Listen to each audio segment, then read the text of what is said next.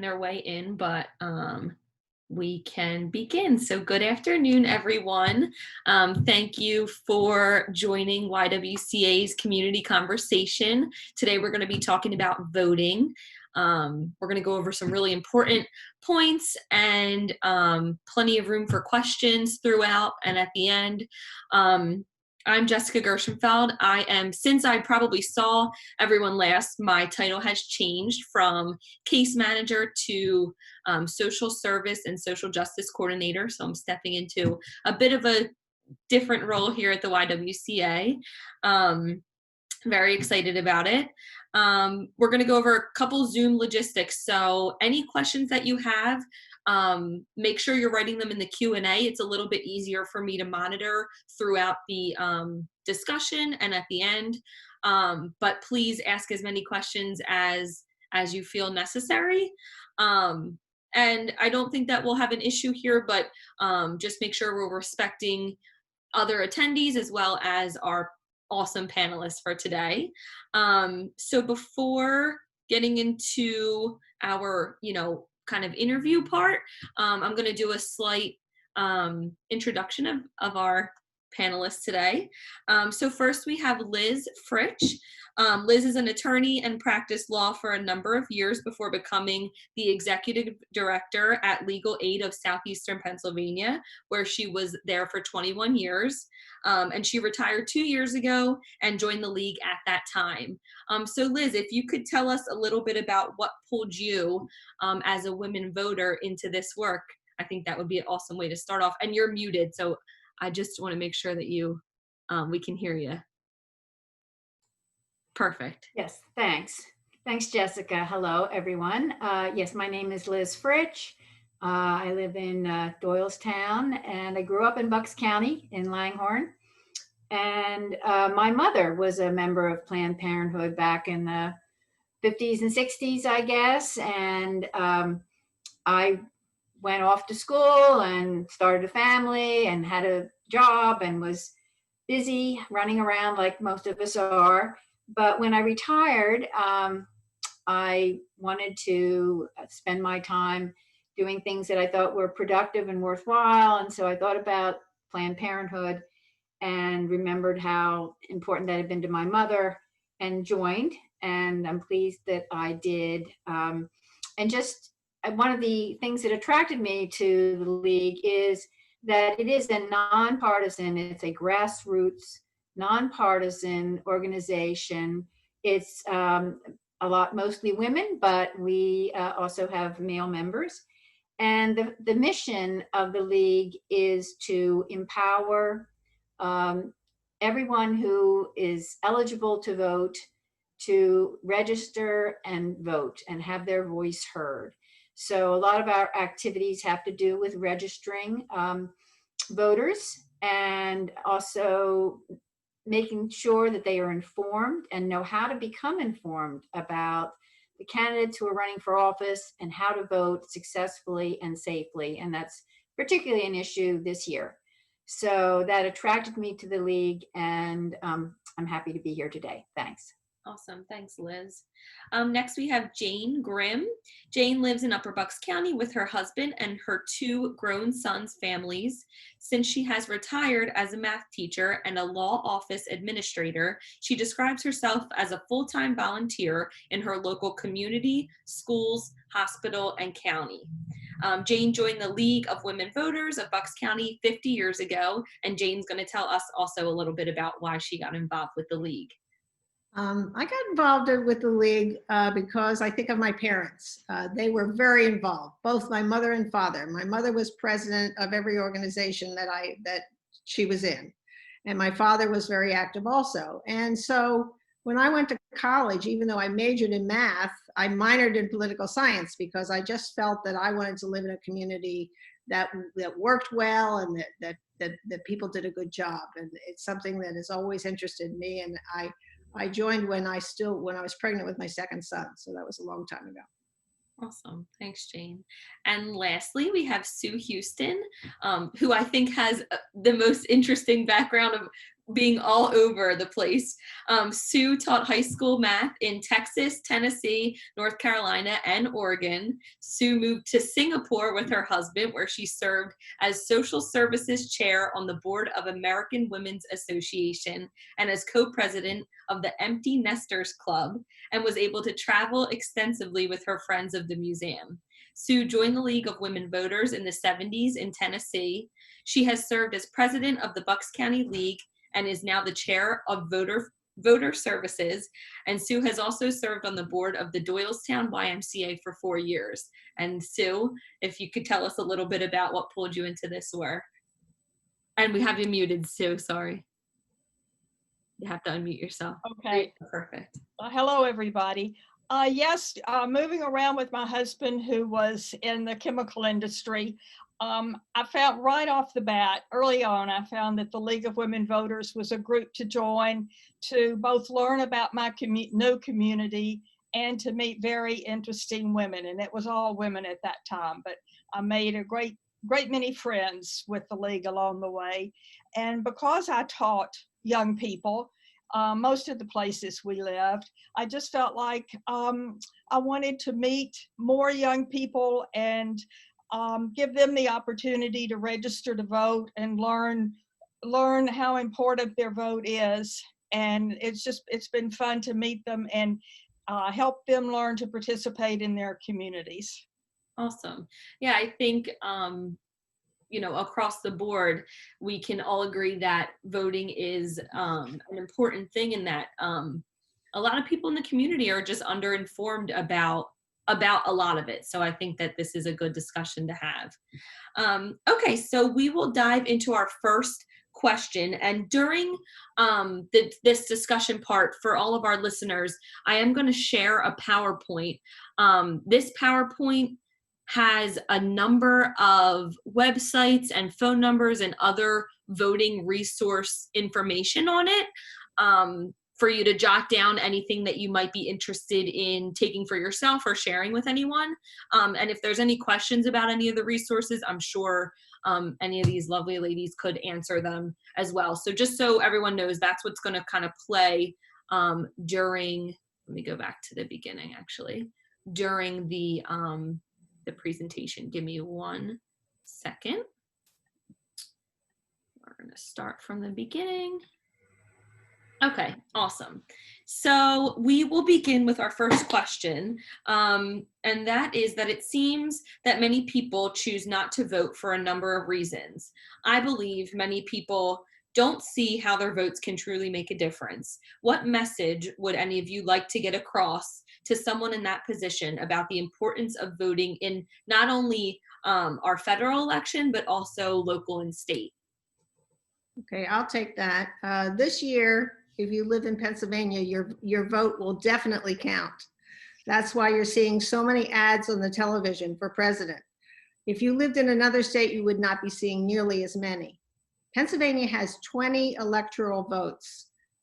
There's only 5 states that have more electoral votes than Pennsylvania, and there's 7 states that only have 3. Pennsylvania has 20, and they're 3. Pennsylvania has another unique characteristic, and that is that we're a pretty evenly divided state. Approximately, we're half Republicans and half Democrats. So from year to year, who wins the state can be different. So that's another reason that you're going to see so many ads. The other thing I'm sure you know is that with electoral votes, it doesn't matter how much you win by or you lose by, the winner takes all 20 electoral votes. So Pennsylvania is a very important swing state, and let's face it, they can win by 1 vote. I'm sorry. That's okay. That's okay. There are other offices on the ballot too. They're for our state house representative and for your local representatives in Pennsylvania House, as well as state offices. And I did a talk many years ago in Lower Bucks about voting. And in the thank you note, the person said, in our district, somebody won by 1 vote. So your 1 vote can make a difference. More often maybe in local elections, but it could happen in the presidential election too. Many people say that they don't vote because it's not convenient or because they don't know enough about the candidates. Well, 2020 is a game changer in Pennsylvania because we're going to talk about this later, and I think these some of the sites are coming up on the screen, but we have no excuse mail-in balloting starting this year in 2020. And so we don't have to be out of state to do a mail-in vote. And a lot of people work. We have our elections on Tuesday. It's not very convenient. So a lot of people can vote in mail-in balloting that weren't able to do that before. And so far as getting information, so much information is now on the web that you can get information about candidates. The League of Women Voters has a national website, vote411.org, and there you can put in your address, you can get your ballot, and they will show you who the candidates are, and you can compare the candidates right on the screen. So you can get information about the candidates also. We'll be talking a lot more about that. Other people say, but politics are a mess. I don't want to be I don't care about that. Politics are a mess. Well, there are people that are working hard to make you think that. They don't want you to vote. You know those ads that are on television that have that weird, strange voice? I hate it when that's on, and everybody hates it when that's on. They don't do that to make it appealing to you. They make it to do it unappealing to you. And it's important to vote, and we should not let people discourage you from voting. Emails are sent that are not correct, that are false. And that's discouraging too. So you always have to check out the facts. There's many places you can go on the web to look up information and see if that information is someplace else or not. Just think about what's happening now. We're living in not a very normal time. A lot of our children are not in school. Businesses are closing and people are losing their jobs. It's a tough time. We have a lot of issues. And in addition, there's climate change, and there's racial divide, and there's people who are actually being mean to each other, and the discourse is not good. Going to vote is your way to change these things. Finding someone that you respect, that you think can help us and think like you do. So it's important for you to vote. Any questions? Thank you, Jane. I don't see any questions as of right now, but I will keep an eye on that. If anyone has them, please put them in the Q&A. Okay. Awesome, thank you. So my next question is, everyone hears now on the TV, on social media, make a plan to vote. Make sure you have a plan. Don't just go into it blindly thinking that it may go smoothly. Make sure you know what you need to know going into it. So my question is, how can we tell people to create, or how can people create a plan to vote, and what are all the different things that would involve? Okay, I'll take that. I think it's very confusing these days. There's almost too much information. Mm-hmm. Every day there's an article about voting in the paper. There have been cases brought in court about it. It's all very confusing. So I think that it's great that Jessica has put up these websites. I think there are 3 key websites that you should focus on and try to screen. You have to sort of screen out all the information that's coming to you and just say, look, I'm going to vote. It's really not that hard. I just have to make a plan and follow through with the plan. And there are plenty of websites that are going to help you with that. The 3 that I think are crucial are votespa.com, the county portal, which is buckscounty.org/2020 election, and vote411.org. Now, votespa.org is a statewide, or .com is a statewide organization, and it's a place you can register to vote. It's a place you can apply for a mail-in ballot. It's a place you can have many, many questions answered. So that's a great basic statewide website. The Bucks County portal obviously is a county website, and it's got a lot of great information. This morning I was watching Bob Harvey doing a video. He's one of our county commissioners that actually, takes out your mail-in vote, which I happen to have because I just got it today. And he opens up the envelope and he fills it out and he puts it in the envelope. I mean, it's soup to nuts. He describes all the different ways you can vote. And so there are great resources out there. So first thing you have to do, of course, is determine whether you're registered. If you are not registered to vote, or if you're not sure whether you're registered to vote, you can go online, you can find out whether you are already registered, and you can apply online.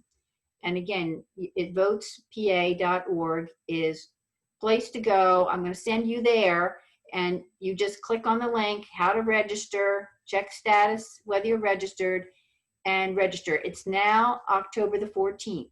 You have until the 19th of October to register in Pennsylvania.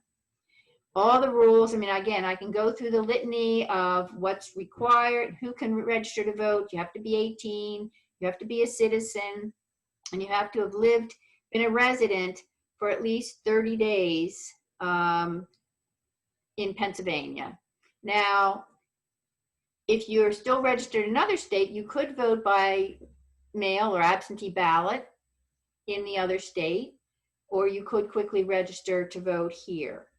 But there are all sorts of questions. What if I'm in the military? What if I'm away at school? What if I'm serving time in a correctional facility? All these questions are asked and answered on these websites. So again, I could go through all of this, but you're never going to remember it. And it's better to go to votespa.com and look for the information there. So plan first to check and make sure you're registered, and if not, to register as soon as possible. Then second, you're going to determine, well, how am I going to vote? In Pennsylvania, you can now vote by mail. You don't need an excuse. Used to be you needed an excuse as to why you could not get to the polling station. You don't need that anymore. You can vote by mail. When you vote by mail, you can fill out first you have to apply. You get the ballot, fill it out. You can either mail it, put it in a post box, or you can carry it to one of 3 locations in the county. And again, those are on the websites. And you can put it in what's called a drop box in one of those 3 locations. And that's if you're worried about the mail, or you just want to do it and have it done, make sure it's been received. Third, of course, is you can go to the polling station.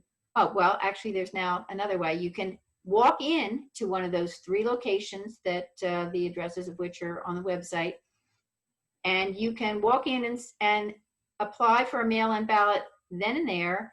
They print one out for you. You can fill it out, and you leave it there in the Board of Elections drop box right there in the office, or wherever in the hallway or wherever they put it.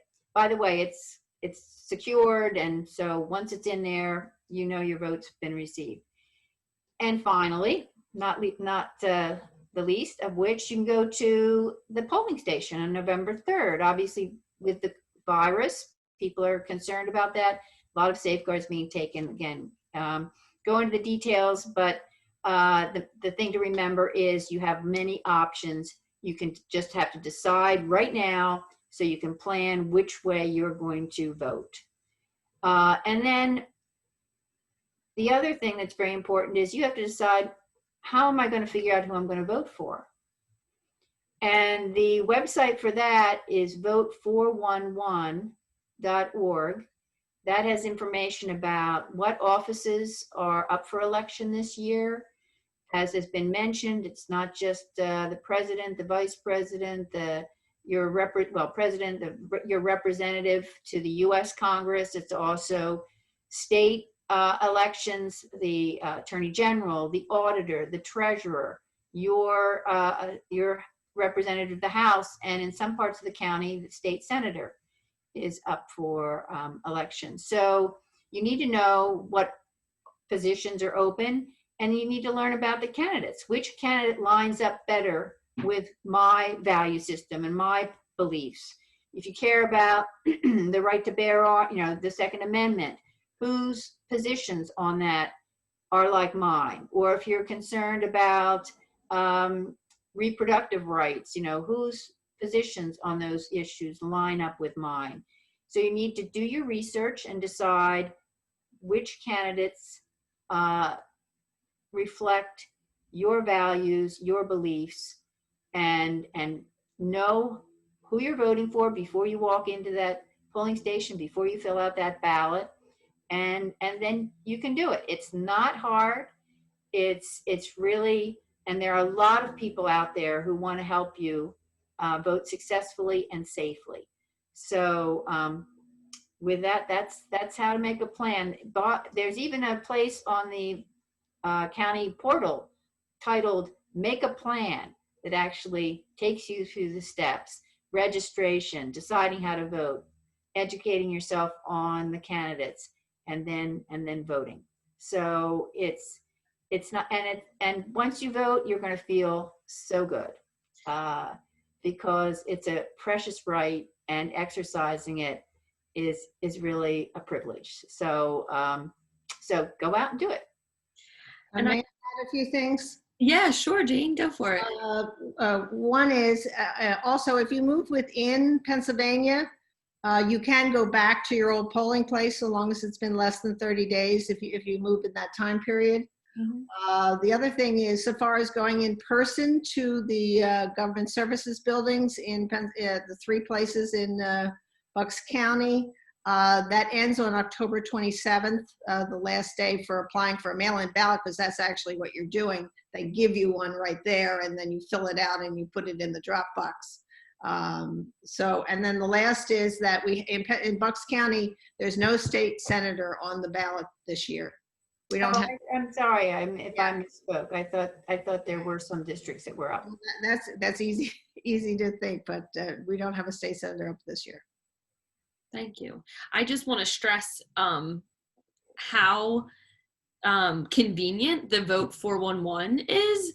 I just recently learned about this resource, and you literally, I know Liz was just explaining this, but you literally type your address in and it literally shows you everything that you need to know, and it's nonpartisan, so you're really getting it almost looks like there's, and one of you might know the answer to this, it almost looks like there's some pre-made questions that the person that's up for the election has to answer. So that it's coming straight from them. It's not, someone twisting their words, or so you really can get where they stand on these issues that may be important to you. And you can literally click who you choose for each one. And at the end, it'll give you a list of everyone that you chose, and you can either print that out or write it down, so that walking into your polling station or filling out your mail-in ballot, all the research that you've done, you can use that to cast your votes, which I think is a really amazing tool. Before we move forward, I just want to see, there's a couple questions. So the first question is, may I complete my mail-in ballot, put it in the required envelopes, and turn it in at my polling place? Well, if you wait until November the 3rd and take it into your polling place, I don't know if they will take it, but some people say, I apply for mail-in ballot, but now I've decided I want to vote on election day in the polling place. I'm concerned about them counting my mail-in ballot or not having time to count all the ballots. I want to vote in person on November the 3rd. You can take your mail-in ballot in. They will consider it spoiled. They will destroy the mail-in ballot, and you will vote in person on November 3rd in your in your polling place. You can do that. If you have the mail-in ballot and you want to just give it to someone, I mean, my recommendation is take it to the Board of Elections office Yeah, and all and the leave it there. yeah, I don't know whether the polling places will be equipped. They are not really designated as a place to accept a mail-in ballot. I think. I don't think they can drop off their mail-in ballot at polling sites. Do you, Sue? No, it needs to be one of the 3 election offices, the one in Quakertown, Doylestown, or I think the Levittown. addresses are actually coming up right now on the PowerPoint. So here's But you could basically cancel your mail-in ballot and vote in person on November 3rd, assuming you haven't. It's better to take it in if you want to do that. Yes, then you have to take it in. Now, if you have, of course, these are all details that I'm sure Sue's going to be going over, but if it gets to be election day and you're not sure, well, one, if you never received your mail-in ballot, obviously you need to go to the you have to go to your polling station, say, I never received my mail-in ballot, let alone mailed it in. Or if you're concerned that your mail-in ballot wasn't received by November the 3rd or may not have been postmarked, you're not sure when it was postmarked, you can go into the polling station and vote what they call provisionally. And they will take your vote and they'll kind of hold it until they make sure that they did not receive a mail-in ballot already from you that's sitting in the Board of Elections office. And you will be allowed to vote. They will then accept your provisional ballot. Obviously, nobody gets to vote twice, so you don't get to vote by mail and then vote in person. But one of your votes, the one that was received first, whether it's the mail-in ballot or the vote you cast on November 3rd, one of them will be counted, but only one. Right. So if you have any concern that your mail-in ballot was not received or that you've never received a mail-in ballot, even though you asked for one, you definitely should go to the polling station on November 3rd and vote. Thank you.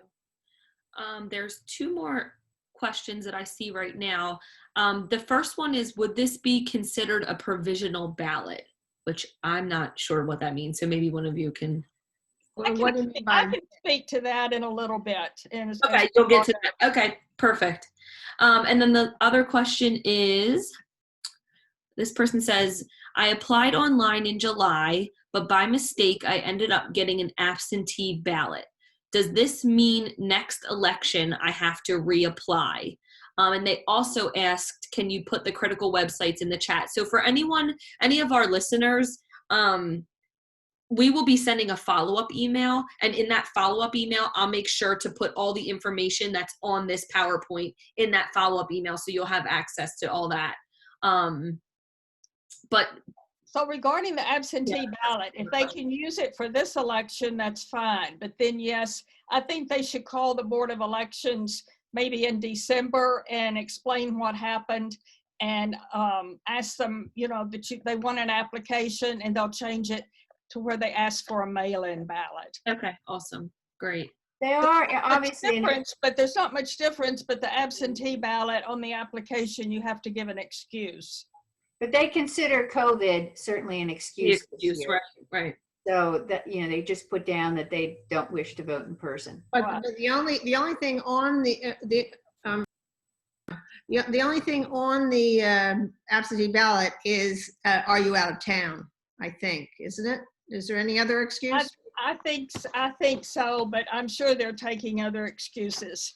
I believe they are. I believe you can. Would you like me to go ahead with some more on the mail-in ballot? I know the next question is all about mail-in ballots. So yes. Okay, there's a lot. So if I'm going too fast and people have questions, please ask. Sure. As they've pointed out, there are 3 ways to vote, and I'll start with the mail-in ballot because I think it's new to all of us. And any registered voter can vote by mail. And when you apply, you can apply online, and you need a valid Pennsylvania driver's license or a PennDOT ID, and it's easy to do online. If you do not have either of those IDs, you can download a paper application and fill it in. If you don't have the internet, I'd suggest calling. I see one of them is up. Call one of these election offices and explain that you don't have the internet and would they send you an application. And whatever you do with about the mail-in ballot, however you apply for one, you need to do it very quickly. And when you get your ballot, you need to return it immediately. If the Board of Elections, there's a question, how will they get my signature? They use the signature on file with your driver's license or PIN.ID. And if you complete a printed application, they'll have your signature there. How does the Board of Elections process my application? They'll check yours, they check everyone's to make sure of your name and address, your date of birth, some form of ID that we just mentioned, and your signature. They will enter your application into the system and either send you a notice that it's been approved or notify you that it's been rejected, and they'll explain why. How do I fill out my mail-in ballot? Well, the ballots were actually mailed beginning last Thursday, so most people don't have them. I don't have mine yet. And they were trucked from the printer in Harrisburg to Philadelphia. They will all be mailed from Philadelphia, but there are about 200,000 mail-in ballots coming to Bucks County residents. So it will take a while for people to get them. But when you fill it out, you need a blue or black ink ballpoint.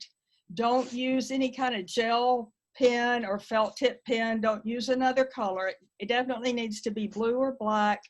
You fill in the oval, just like tests you probably took in high school. And you need to keep your ballot clean and look at both sides. There are candidates on both sides of the ballot. The important thing on returning your mail-in ballot, I think probably a lot of us have seen jokes about returning a naked ballot.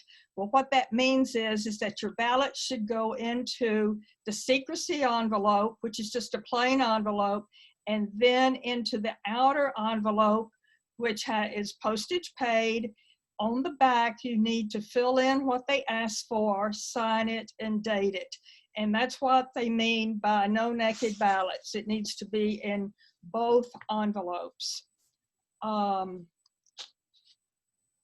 Your ballot needs to be postmarked by November the 3rd or hand carried in. If it's postmarked by November the 3rd, it can be counted up through Friday, November the 6th. So if you're late getting it in the mail, at least do it by election day. When should I mail my ballot? As soon as you get it and can fill it out. So even if you don't have it, go ahead and plan who you want to vote for so that when you get it, you can do it in a timely manner. And I've seen pictures of the machines that receive the mail-in ballots. It's a big machine, and they're like slots or like a bookcase, and each shelf or a cubby, all the kids have cubbies now. It's like little cubbies. And so each cubby is for each precinct. So your ballot is sorted, the envelope is sorted and put in the cubbies. And then starting the morning of November 3rd, they can open them up and start counting them. If you don't want to mail it in, you can take it in. I think some of this has been said. To Doylestown, Quakertown, or Levitttown, the addresses are up, and put it in a drop box, which is inside the election office. It's secure, and they are returned to the Board of Elections in Doylestown every evening. I know some states there have been random drop boxes just left on the streets. You do not use anything random. It has to be inside one of the election offices. And I think we just went over this. If you change your mind and want to go to the poll, yes, you can do that. Take your mail-in ballot, though, if you have it. If you don't, you can go in. I think Liz said you can vote provisionally. All provisional ballots that are legitimate are counted, but they're not counted till the very end. They're the last ones counted, which I don't guess it matters. They keep counting. But you can apply for a permanent mail-in ballot, but it's for the application. You're just applying for the application. You're not, they do not send out ballots automatically, only the application each time. The ballots are they're counted. They have machines that once November the 3rd, 7 a.m. comes, they have machines that can open up the outside envelope, open up the inside envelope. It's a very smart machine. They blow the envelope open. You can pull out the ballot, flatten it out, and it goes through a scanner. And I was told that they can scan 6,000 votes per hour, and that they will keep counting votes 24/7 until all the ballots have been counted. Let's see, I don't know if there are any questions at this point. We talked about that you can't vote twice because the Board of Elections keeps up with who votes and how they're voting. Anything I've forgotten, or any questions? It's a lot. So I think, well, one, I'm going to knock off that last question that I had for everyone because we're getting close to the end. But I do want to go over this last question, and then there's a couple questions in the chat. So I think we'll go over our last question. All right, now I still had a little bit of information about voting at the poll. Sure. And I don't know how much, because people will, when they get there, they'll guide them as to what to do. Yeah. But these are new machines, new to most of us. I think they were in place last year, and but they are scanners. So once again, you get a paper ballot. There are no more switches or buttons to push. It's a paper ballot. They give you a privacy screen to fill out your ballot. You can take in your own blue or black ballpoint pen. And then there's a scanner that it goes through, and it is secure, and they keep the ballots for 2 years, so that if there's ever any question, if the election needs to be audited, they have the actual paper ballots to go through and hand read, or a person reads them and they hand count them. And there is a touch screen for anyone who's disabled who needs help to see a ballot.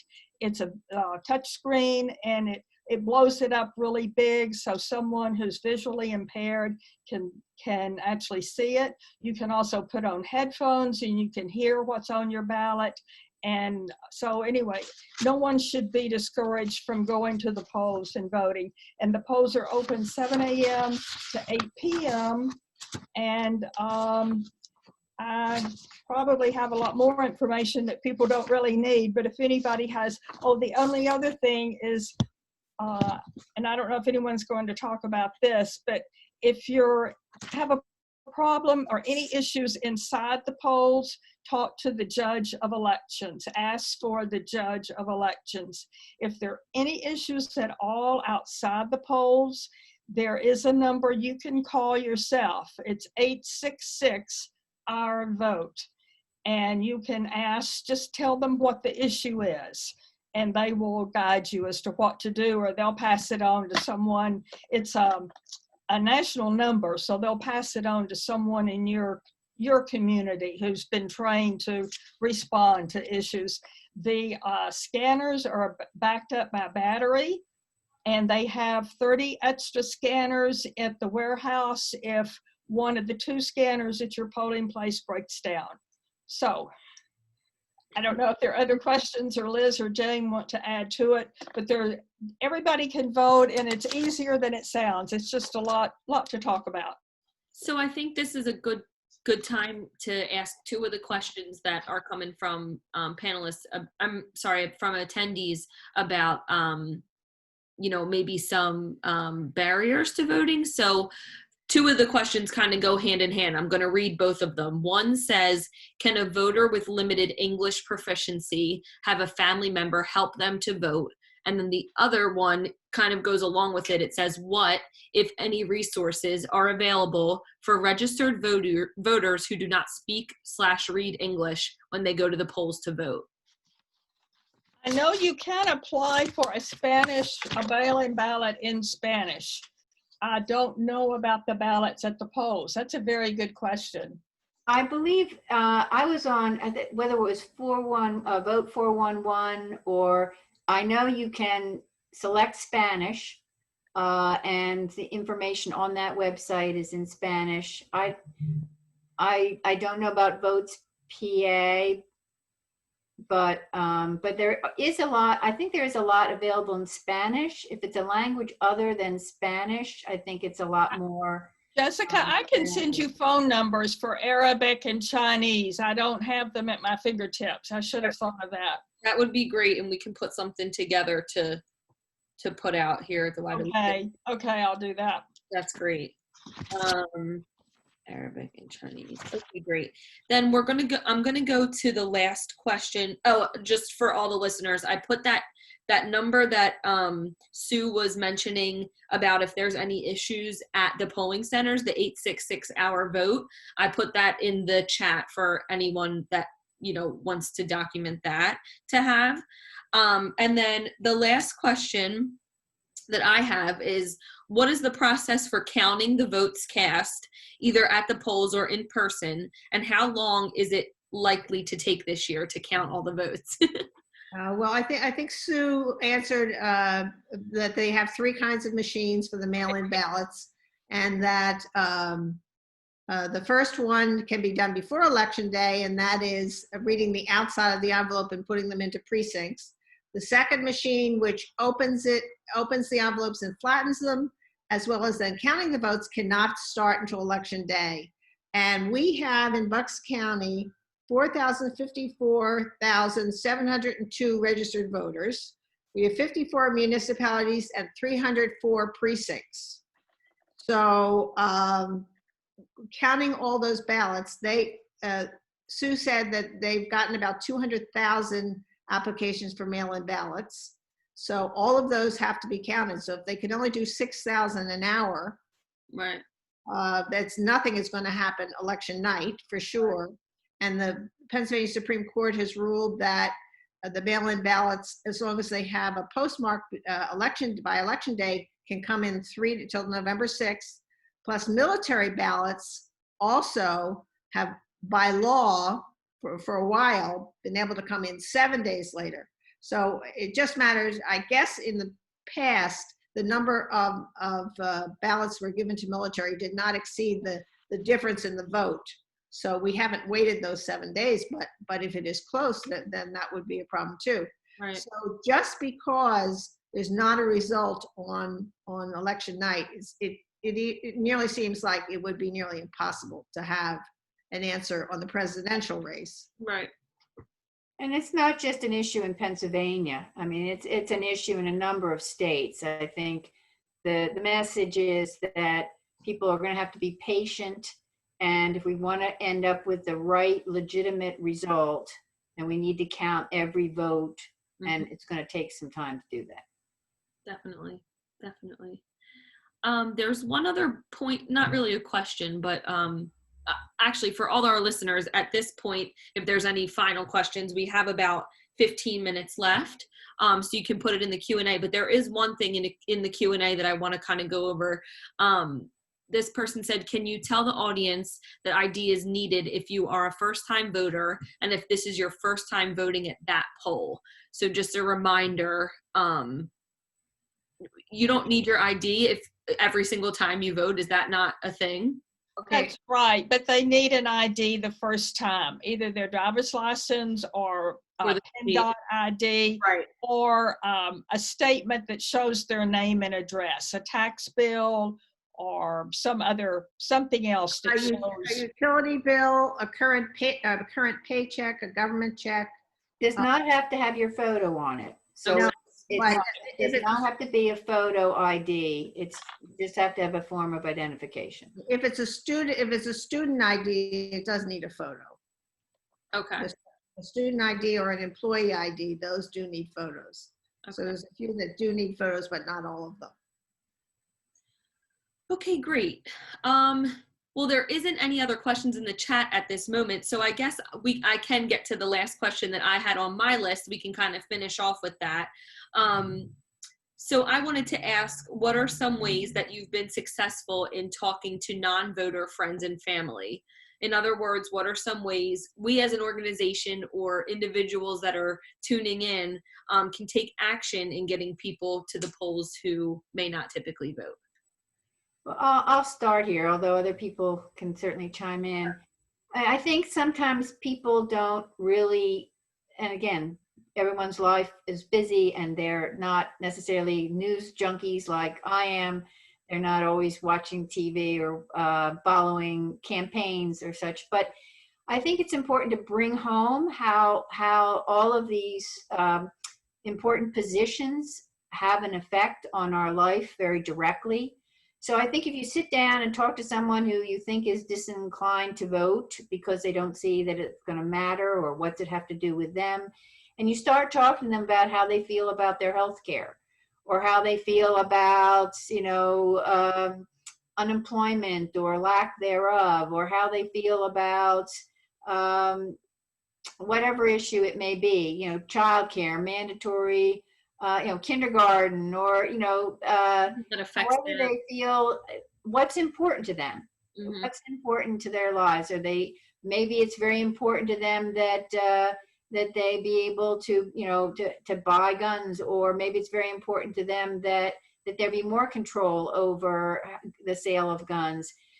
I'm sure, we're all interested in certain issues in our lives. And if you to talk to people and then say, well, gee, do you know how Biden feels about that? Do you know how Trump feels about that? I mean, who do you think really might pass a law or make a decision that you would like, or maybe you wouldn't like? How do your views line up with these candidates? And kind of, I think they might start looking at the election in a different way if they see that these people are actually going to go out and make decisions that are going to change or affect their lives in very direct ways. And I think sometimes people see politics as separate from their life rather than very integrated with their life. So rather than talking about candidates or talking about campaigns, talking about issues, I think sometimes will lead people to a greater understanding of why they should vote. I'd like to add something. You can also offer to drive them to the polls. Yes, definitely. And, Take people a should friend. know. I'm sorry, Sue. Oh, I was just going to say, voters should know that Lyft is giving a 10% discount with the code VOTE 2020.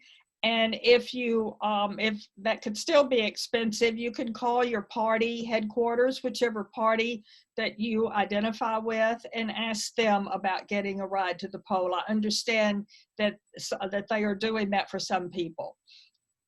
And if you have a friend who you think is on the fence about voting, to say, why don't we vote together? Let's go together and vote. We'll go out for a coffee afterwards, or, or I'll watch your kids so you can go vote, and you watch my kids, I'll go vote. Or I know COVID makes all this more challenging than it is already, but, make it something to celebrate.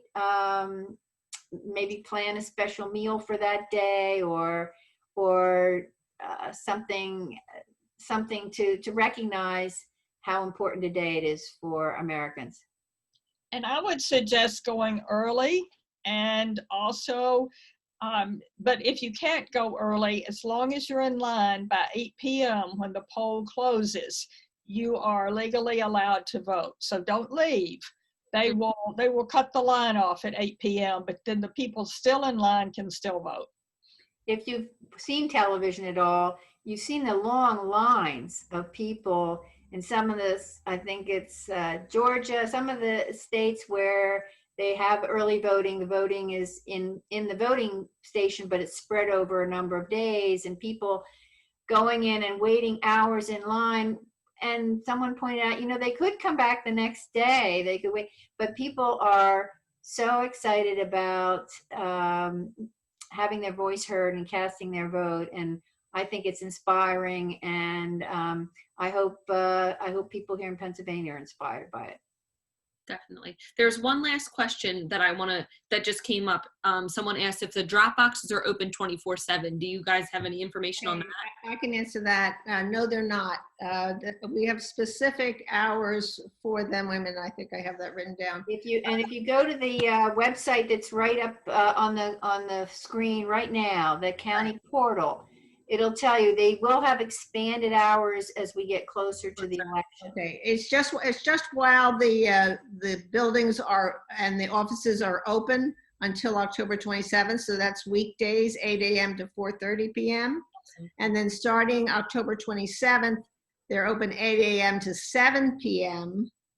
And they're on the weekend, that weekend before the election, they're open from 12 to 5. The drop boxes, because I've already put mine in a drop box, the drop box is actually inside the building, but just at least in Quakertown, just outside the actual Board of Elections office. So, and the slit is very small, and the sheriff is sitting right there, and he stays there all day, and then he takes all the ballots to Doylestown at the end of the day.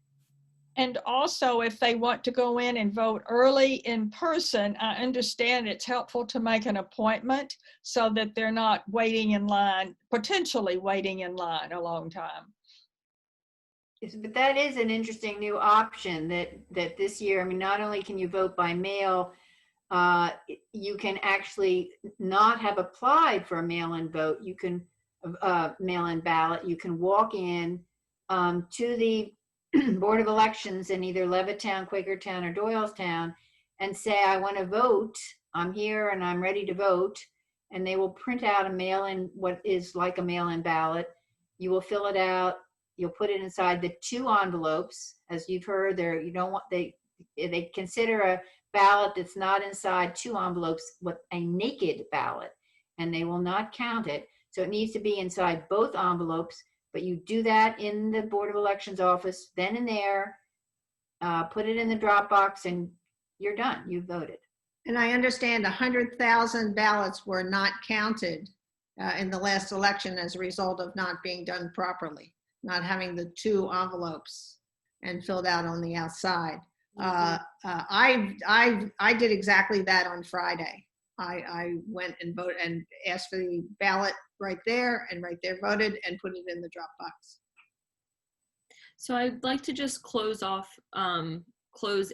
by saying, for all of the listeners that are on here today, I really want to ask you to take the information that we've gone over and not only use it for yourself, but we talked about sharing with friends and family. So we want to encourage people to get to the polls. And although it does seem like so much information, as our panelists have said, it's easier than it sounds. There's a lot of different ways to do it. But as long as you take the time to do your research on the best way that works for you, you can get your vote there. And it's really important and a really, a right that we should exercise. Or is there anything that anyone would like to kind of close out with? I want to thank you all. I think it was very informative. I think, the PowerPoint with all the information that you all sent me was very helpful. And I'm going to send that to all the listeners as well for them to have those websites and phone numbers. And as long as there's nothing else, I think we can wrap it up for today. And thank you all again. Thank you. Thank you for having us. Absolutely. I think it was helpful for sure. We have plenty in the chat of people saying thank you, just so in case I'm not sure if anybody can see, but yes, thank you all, and everyone enjoy the rest of your Wednesday. Okay, you too. Thanks. You. Bye, everyone. Take care, everyone.